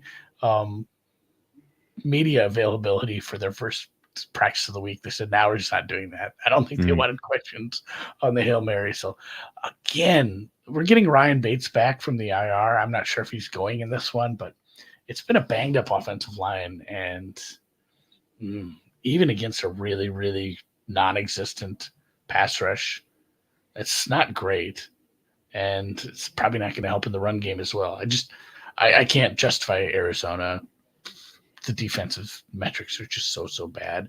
Kyler has like a off. He doesn't even need to have an off game. If he has an off half, they're just in trouble with the way this defense plays right now. I like that. That makes sense to me. So basically, fragile. They're a fragile team. Yeah, elite against Miami at times. Yeah, and actually, like, he's had a couple of elite games this year. The Rams game, he was absolutely ungodly good in terms of total EPA generated, and then against the Dolphins last week, he made it look easy. I don't have much to add. Could not really pick this game, to be honest with you. I think it's Bears, but I don't have strong conviction in that. My numbers would make this game Chicago -1. So I agreed with the initial move, and the fact that somebody came in over the top and played it back makes me think I may be missing something, and I'm going to pass. Yeah, pretty close. Chicago is on a back-to-back travel, so they do have a bit of a travel disadvantage here. Yeah, that's a good point. It's not like there's bad weather in Arizona, though. No. It's just only a slight travel disadvantage too, because Arizona's been doing some traveling themselves lately. They're coming back from Miami. I will note, I got my numbers calced, by the way, for pressure to sack ratio. If you're curious, Kyler Murray is doing quite well in that department so far. That's what I'm saying. He doesn't even have a good offensive line. 71 pressures, only 11 sacks. Would you got to guess at the 5 best guys in the NFL at the lowest pressure to sack ratio? Just out of curiosity. So put Lamar in there. Lamar's in there. He's 5th. Patty probably. Patty's always been good. No, he's kind of drifted a little bit. He's taken some sacks this year. Yeah, he barely ever pressured, but he's taken some sacks. Oh, Yurfie. I had the Yurfie, the yes run first inning. Thank you, Mr. Judge. Look at that. Oh, he snapped out of his slump. He snapped out of his slump. 2-0. Now they just need to hold on. So Patrick's out of there. We said they got Garrett Cole pitching. They could. What's Jaden Daniels? Jaden Daniels is not. He's kind of in that second tier, guys. You know who's not is Sam Darnold. Sam Darnold is at the top of this list. Yeah, I was going to say this pressure is when they do allow a pressure, they're right on top of him immediately. It's not good. Where's Gino fall? Gino's middle of the pack. Okay, I'm out of guesses. Okay, your top 5. Oh, Jalen Hurts. Nope, Hurts is middle of the pack too. He's not doing great at this. Actually, he's kind of towards the top, honestly. Jordan Love is your lowest pressure to sack ratio. He's been pressured 66 times, only 7 sacks. Josh Allen is next. Anthony Richardson, the guy that's not tough enough to play a full game of football, took himself out because he's so damn tired. Well, yeah, guess what? He's very hard to sack because he is very, very strong and physically. He's a big dude. He is 3rd. Bo Nix, 4th. He's only been sacked 11 times in 84 pressures. That seems amazing. His pressure rate is very low, so he's not getting pressured much. I didn't realize Denver's offensive line was performing that well. And then Lamar Jackson 5th. Your worst is Deshaun Watson with a bullet. Oh God! 30% of his pressures have turned into sacks. Gardner Minshew is next at 25.6. Sam Darnold is 3rd at 25. Joe Burrow and Baker Mayfield round out your worst 5 in terms of converting pressures to sacks so far this year. All right, shall we? It does feel like Deshaun Watson would close his eyes when pressure would come, even when he took off. It's like, no way. What are we doing, buddy? What are we doing? Another one on the board. All right, next game. I don't have a strong take this one. Okay. So the Dodgers pitcher just doesn't have it. Oh, it's Flaherty. Yeah. Okay. All right. I thought he like kind of tweaked his hamstring. I'm surprised they even threw him out there. Anyway, whatever. The Rams and the Seahawks. Rams are up to a 1.5 favorite here. I'm on Team Ramathorn. I think the extra rest matters. I think Seattle Seahawks defensive injuries matter. They're losing more. Like it's like a rotating cast of characters of guys who are playing really well and then just bang gone on that defense. And then the Seahawks offensive line is not making the steps forward that we were hoping they would. Geno Smith looks like he is starting to lose a little bit of his spark. DK Metcalf may be back for this game. I know they were saying they thought he would, but I haven't gotten a sincere update that he will. And I don't know that him with anything other than peak form is going to be super effective here. This is kind of a little bit of season on the line here for the Seahawks. They have drifted to 25.5% chance to make the playoffs for me, which is shockingly low considering how I was on them to head into the season, and the fact that they had a decent little lead on everybody. They've given it all back and more. And we're also staring at a Rams team that is on the come up. My Rams make playoffs number is 26.1. This game obviously is monumental leverage in this conversation for playoff spot. Yeah, it's kind of come down to Seattle pass rush which works at times. if the pass rush doesn't show up, because it's been, I don't know, intermittent when they've had some success. Some of it's been, manufactured pressure, bringing extra guys, bringing secondary pieces. I mean, we've seen that even before McDonald got here. If they can get any sort of pass rush, probably have a shot. If Stafford's clean, Puka looks so good. Like, he looks like he could have come back 2 weeks ago. Like, how was he held out last week? Or 2 weeks ago? What are we doing? Was it just because he was on IR and they misjudged it? And no, he missed 5 weeks, I think. I don't know. He looked 110%. Cup was fine, obviously, but the upgrade, it's like how we talked about how tricky it is to upgrade for a cluster injury, like with Evans and Godwin. It's the same thing. How do we do this with Cup and Puka? And I mean, we saw the numbers Puka put up in his rookie year. He had a definite case where it's like, is this a top 5 receiver in the league right now? It's hard to bend your head that way when it's their first year, but he was so good. And if he looks like he does against a worse defense, Minnesota's defense maybe was a little overrated. But I mean, if the pass rush isn't getting home and Stafford has time, he's going to make even good defenses look bad. Extra rest, bad secondary, Puka's back. It kind of feels like a no-brainer. It's funny. It's almost like the golf thing where you want somebody to play well but not win. You want good form when you're looking at him. He won last week. He can't win this week. I don't want to bet on this guy. It's the same kind of thing. You don't want to bet on somebody as they progress through the range of their market. And the Rams maybe not at the peak of their market. It gets in your head like, they won last week convincingly as a dog. Do I want to back them now that the market's adjusted for them? I sort of still do. And even if DK is in, I don't project him to be 100%. So this was a kind of a Rams look. I got scared off them a little last week just based off Minnesota's breast situation and probably just as good of a head coach at times. But right now, this is even with the numbers having. I'm going to have to adjust a little more for Seattle, but Rams with extra rest here is a play. Okay. Anything under a field goal. All right. We agree. We agree. I don't think it'll drift out much more. If anything, maybe some Seattle support shows up because whatever, they're home and it may feel like you're buying low on them, but I'm not. They're not a finished product on defense, and the fact that they've been a revolving door of available bodies of guys who really matter is just not letting them kind of get to that point. So that's maybe later in the season they'll be a buy low, but I think they're in this sort of swoon now where they're just going to sustain a bunch of losses based on looking at their schedule. Seahawks they host the Rams this week. They go into their bye. Coming out of their bye, they're at the Niners. They host the Cardinals. Then they get at Jets, at Cardinals. Then they round out with Packers, Vikings, Bears, Rams. That is a very, very hard landing in the Final Four there. I guess they're going to need their defense to be playing well if they're going to have any hope of salvaging this season, but I'm losing hope.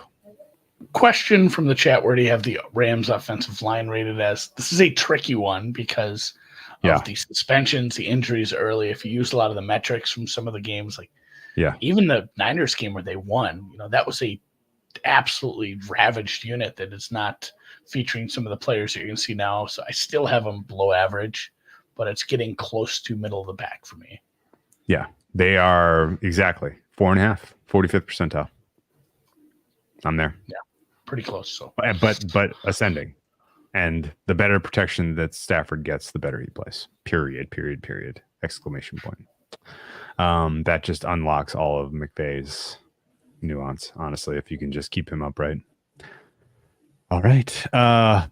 One of the things I was going to say, McVay versus McDonald. What did we get? We got some signal on that last year. We got some signal on that last year, and McVay just ran it down his throat.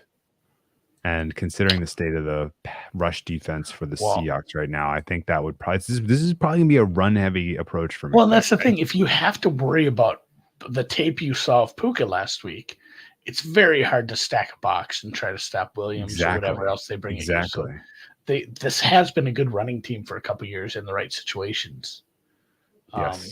The offensive game, I think it's just offensive game plan versus we love Mike McDonald. He just doesn't have the players right now to put together his vision. Okay. Yeah. Seattle's rush defense right now is not rating well, and particularly if you isolate the last handful of weeks where they have not shown well. Okay. The Packers Linos should have been flexed into the Sunday night spot. Yeah, this is a better game than Minnesota Indy. Definitely. Must have been a Fox cock block. Feels that way.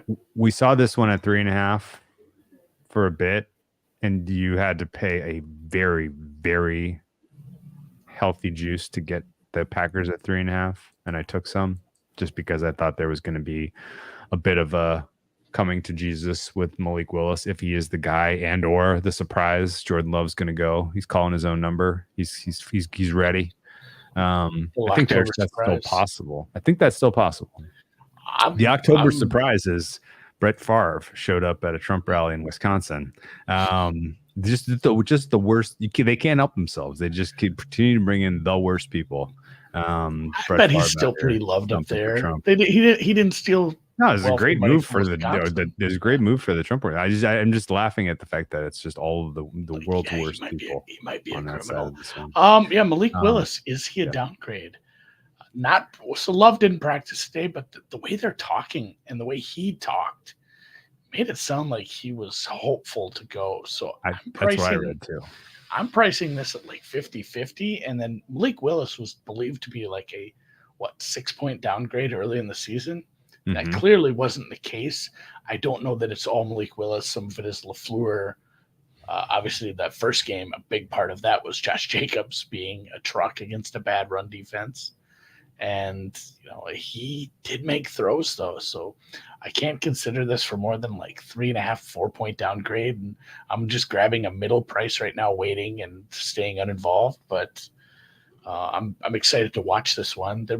I need more information on injuries for Green Bay because Jacobs didn't practice, Jair Alexander didn't practice, and then you're basically half of the line, Walker, Myers, and Elton Jenkins all missed practice today. Don't know Quay Walker's, and he cleared the concussion protocol. That's good news. But the safety Williams didn't practice. A lot of guys didn't practice. Obviously, Jordan Love being the biggest one of them. If they're missing chunks of the offensive line, even against a Hutchless defensive pass rush, it'd be much worse. So that exacerbates it if it is Willis. Backup quarterback missing a piece or two from the O-line would be bad. I don't know that any of these injuries were serious. I'm hoping it's just rest stuff. Yeah. So I got to catch up on that. This is a disaster. We want Willis first half, Love second half. Because Love is a second half player.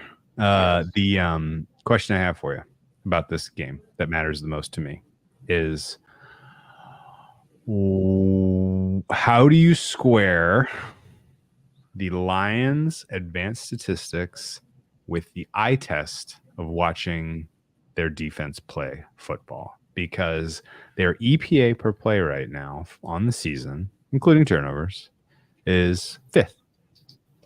If you exclude plays with turnovers, the Lions' defense drops to 15th. So they're getting it done with some high leverage, unsustainable turnover luck, in my opinion. And I flipped over to FTN to see what the DVOA was. Excited to be like, oh yeah, they're going to be like, middle of the pack here. 3rd in defensive DVA so far this season. Is this the EPA per play is a leading indicator of a unit that we are underrating?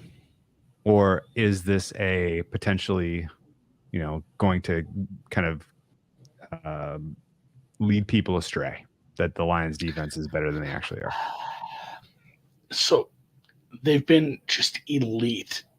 In fact, they're the best third down defense in the league.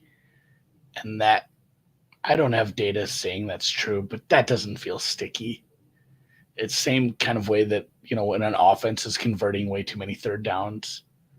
I'd have to look at how that compares to their average down and distance on third down, but they've been like top 10 in the red zone, top 1 on third down, and like you said, they have the second most takeaways. That was a turnover and takeaway. I mixed them as some sort of portmanteau.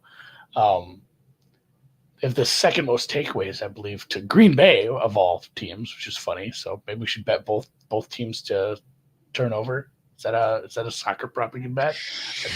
It feels like maybe this isn't the horseshit defense we thought at times, but it certainly isn't like a top 10 defense. It probably falls somewhere just below average if you start to take over some of the turnover luck, and if they regress a little on third downs, that kind of rolls on itself. The third downs are essentially a turnover if you're really good on it. Yeah. Okay. No, it's an interesting matchup too because of, let's say Love is good and he plays and he's 100%. How they're going to try to focus on the secondary, trying to take away whom. Where does Branch play? Is he crashing down a lot? Is he, trying to? Who's your number one? Is it Dubs right now?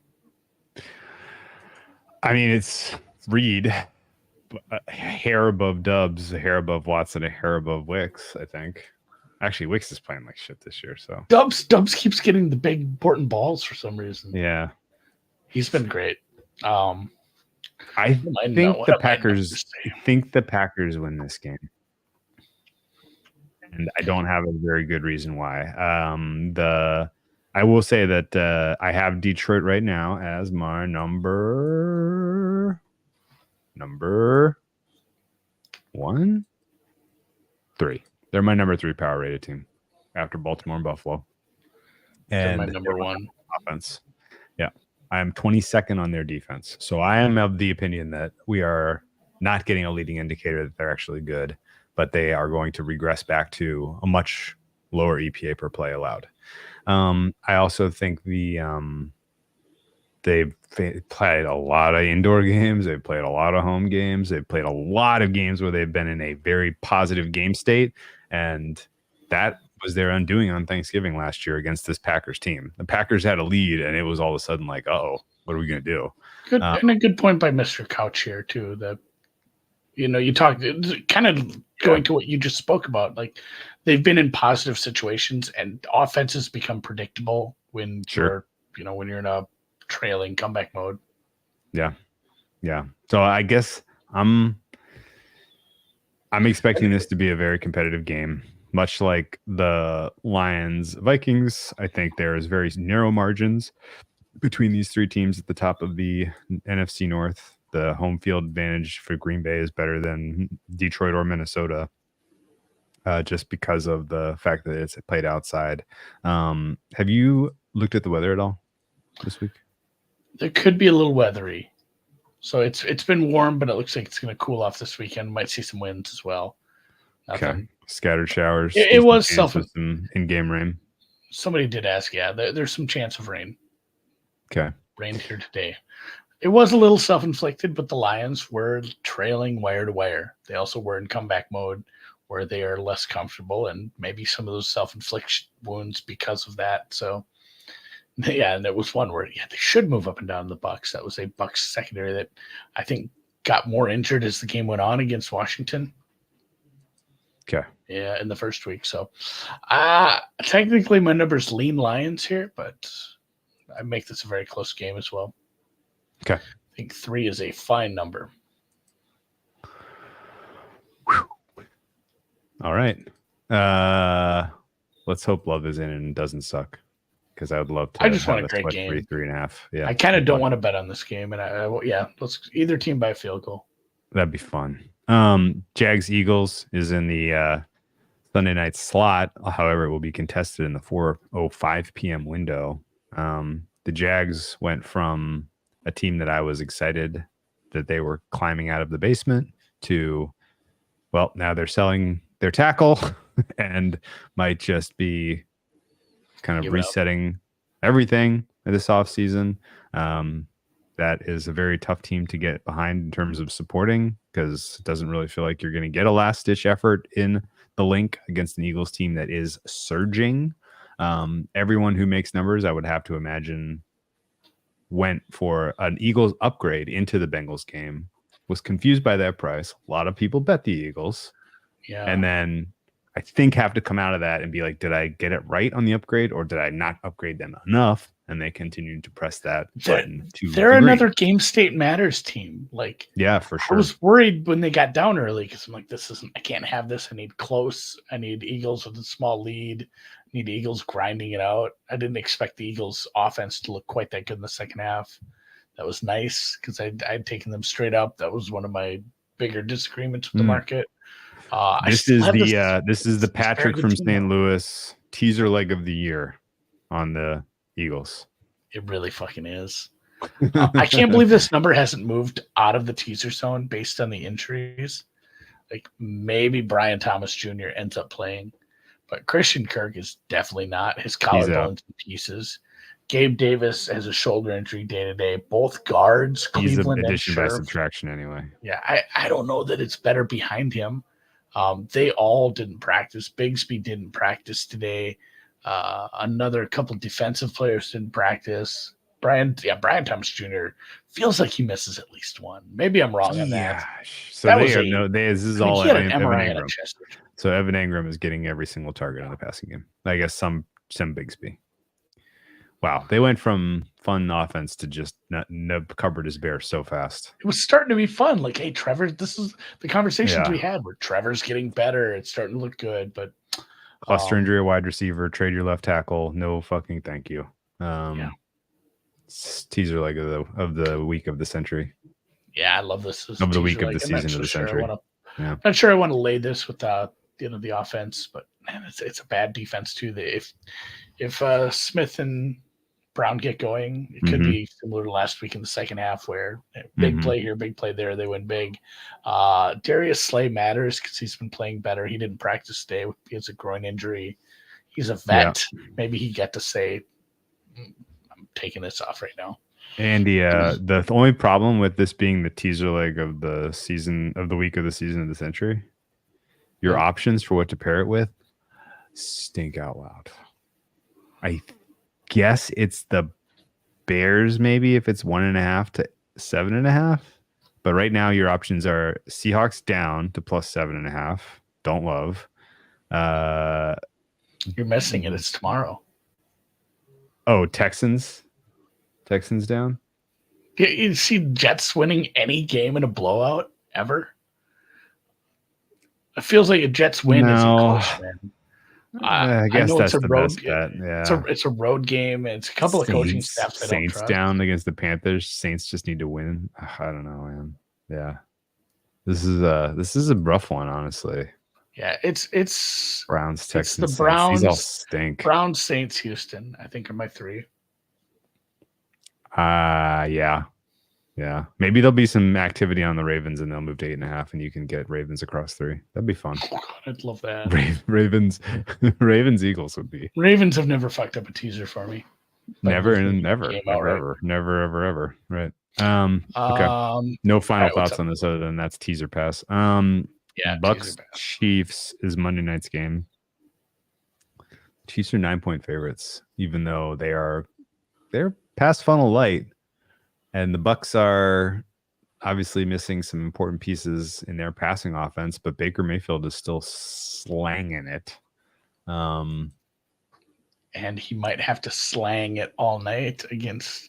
It's a good defense and best defense in the NFL by my numbers. I respect the shit out of this defense. McDuffie stepped in, had to take the mantle as the one, and he's done a good job.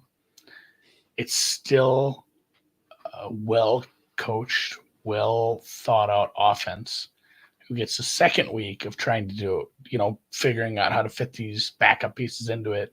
Yeah. Kind of want an over here. And I hate betting it over in a Monday night game. I hate betting it over in a Chiefs game. But if Tampa Bay can push the Chiefs at all, the Chiefs kind of just going to get what they want late. Yeah. When Mahomes has to turn it on, like, oh no, they scored 20. We're going to have to score 28. Just for the record, for Leonard, that was Andy being very sarcastic about the Ravens blowing teasers. Like that has been their absolute identity for like going on 3 years. Like Ravens as an 8.5 point favorite, upset alert. Anyway, if they're in the teaser zone, you should just be betting the other team's money line. Pleaser time. All right. So the the general kind of vibe I have of the Bucs right now is good offensive line, mercurial quarterback, okay weapons, but a big downgrade from where they were. My general kind of MO on the Bucs defense right now is gettable. Good run defense, susceptible pass defense. And I think this is probably an under game. I looked at this over and I can't do it in a Chiefs game. I think that's what's going to keep me off of this is like if it does turn out where their defense just turns up in a home game against, Jaden McMillan. I don't know. Yeah. Cade Otton on this team. Cade Otton is he's probably your number one target for Baker in this game. Yeah. I can't quite get there with although we saw how many points they put up against Atlanta. Sterling Shepard, much worse defense. Jalen McMillan, Trey Palmer. Do we have any kind of read on how Trey Palmer's feeling on Monday? He woke up pissed off, but that didn't work out so well for him. No. Keep an eye, and I mentioned this the other day too, and I didn't get an update from Tampa yet. Levante David was in and out in the fourth quarter with an ankle injury. That kind of matters. Sterling Shepard had a hamstring injury in game. Those are things they can't have because it's a shitty defense and a thin wide receiver group. So Tampa Bay's injuries could make this even worse, whereas Kansas City, pretty fucking healthy as usual. Jody Fortson is on the IR. Whoa. No disrespect to the Fortson family, but it wasn't a huge part. I wish him a quick recovery. Yes, they did. Their safety Najee Johnson has a concussion. He might end up missing this game. Don't know. I'm excited to play this second half. I think we'll know a lot about this game once we get to halftime. Celtics getting throttled right now by the Pacers. See that? Ain't any good. 22-point deficit. Maybe they're setting the bar low. See what they can they can come back on them. Pacers getting a little revenge again. Sky Moore is not playing. Sky Moore, I think he's on IR now. Yeah, I didn't even write that down. He matters that much. Yeah. His agent is taking calls with the XFL. The general vibe I have on Kansas City is this defense goes into cruise control a bit, then things get interesting. If they continue to play at this level, then this team is going to flirt with undefeated, and it's going to be wild. They're going to take some shots from some good teams in the AFC later this year, but there's not a lot of good teams left on their schedule. They bought it's the UFL now. Sorry, half a toe from losing the first game. Yeah, close calls in other games, and it's still. You look at the rest of their schedule and how the defense is playing. Defenses take time to get going. The best defenses usually aren't elite to start the season. It feels like they get better as they go. This wasn't a bad defense to start the season by any means. It was still top 10, I think. Yeah. But it's quickly becoming like oh shit, this is maybe the best defense we have. It's the best running defense, and without question. They've played some good quarterbacks. I know. Oh God, look what Patrick did. Andy Reid, Coach of the Year. Yeah, I mean, you're betting over 15.5 wins at that? Is that the same price? Yes, pretty much. I make you want to know what my price is for that? Over 15.5? I got it. I did all this mental calculus today because I was thinking about it when I was talking to Jay about Coach of the Year, and it was like, I think the Commanders' 12 wins, assuming Daniel stays healthy, is like very, very achievable. That looks very gettable. And then Quinn with 12 wins is going to be extremely, extremely tough to beat. But 17 win Andy Reid, surely 16 Andy Weed. 16 win Andy Reid, probably. Andy Weed. Is that a new strain? Probably. Andy Weed. My over price for 15.5 wins for the Chiefs is plus 660. So it's 9-1 is better than that. What do you think? Are people going to find a way not to give it to them if they're 16-1? Does it matter when they lose the game or how badly they lose the game or whether they're trying at the end of the season? Because if they lose to like the Bills and they've already got one loss, maybe they pack it in week 18 and get a second. I don't know. What's your thought? I don't know. Would they chase it? It feels very odd. So Andy Reid has won it. So it's not as if he's never won it. But he won it with the Eagles back in the day? Yeah. Like my senior year of high school. I'm a 40-year-old man. 2002, the 12-2 Philadelphia Eagles. 12-2. 12-4. Excuse me. I'm sorry. I was going to say that doesn't make a lot of sense. The the four coaches leading up to Andy Reid winning his Coach of the Year: Jim Fossil, Dan Reeves, Dick Vermeil, Jim Haslett, and Dick Duran. No. Oh, two God. Dicks, two Dicks, two Jims, and a Dan. Belichick did win it the next year in 2003. That was a very good team. And then Schottenheimer, Lovie Smith. I mean, we're naming. We have to get to 2006 before we find a coach who's still in the league as well with Sean Payton. Wow. Okay. Mike Smith won it 1 year. So it's not as if he's never won it. 12 win Commanders, wild card or East, doesn't matter. 12 win Commanders versus 16 win Randy Weed. Man, I still think you give it to Quinn. The expectations were like what? 6.5, 5.5? What was their win total? It was very low. This was such and I think the narrative behind this being like just a garbage franchise from like top to bottom, where it was smelly in the locker room, it was smelly from the coach's standpoint, it was a terrible owner, terrible management, just mismanaged, threw away RG3's career, terrible turf, bad fans. It was 6.5. Yeah, it was 6.5.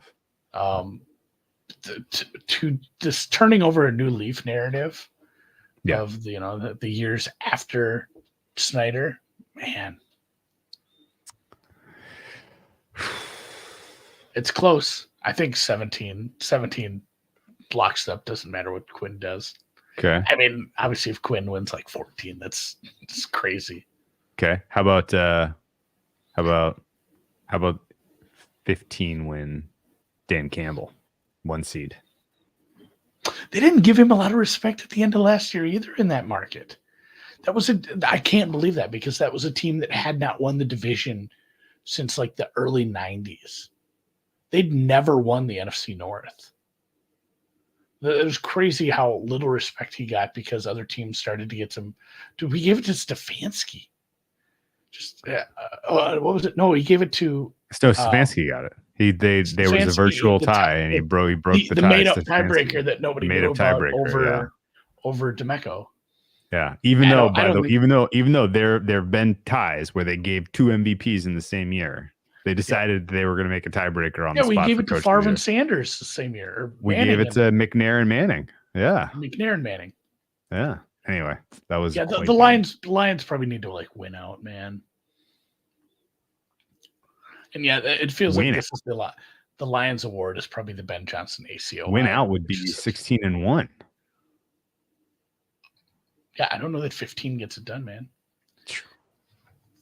I mean, if the other teams flounder a little, but you put that up against a 17-0 or a Dan Quinn turning around a cursed franchise, we should give it to 2 guys. There's so many good options this year. Okay. All right. Well, let's end on that. I have not a lot of bets this week, so it's going to be a quick recap. Not a lot of dogs I like. The only underdog I like this week is the Raiders, which feels pretty ishy. But I mean, kind of recap. I'm laying it with Atlanta. I'm laying it with Washington. I'm laying it with who's my other one? Oh, I'm thinking about taking Carolina, or excuse me, the Saints in a teaser there. Yeah. Obviously Eagles teaser leg of the year, the century. Okay. And then who's my other side I had? Did you play Rams? Oh, the Rams, yeah. Okay. Cool. Rams at current price looks pretty good. Well, we'll see you guys. Have a safe and what's our team total? Oh yeah. We're gonna do Vikes. I don't have anything else on Sunday Night Football. I like Vikes team total over. Commies is good. Although somebody said Pizza Hut no, and that might have been Pizza's play of the week, so we don't want to. Oh, we can't do the same one as Pizza. Even if we want to. Let's do Vikings. I think the Colts defense is not being priced correctly. I don't think these guys are any good. Yeah, and I think the Hawkinson back really does kind of open things up, especially now that they have a tackle in Cam Robinson to replace Carousel. I like Falcons and Vikings. Well, I bet a lot of Falcons. I can't get any. I can't. Yeah, I do. Yeah, I can't do anymore. Sorry. I appreciate you guys. Hit the thumbs up on the way out. In podcast form. I'm hoping. Have a safe and fruitful Halloween. We will see you tomorrow for Jets Texans halftime and the big costume reveal, as is tradition. Be sure if you see someone. If you see someone, hit one per person. I've enjoyed sort of the that genre of funny tweets. It's been a good meme. It's been a good meme. It's been a good meme. It's had a good run. Yeah, it's been fun. All right, we'll see you guys.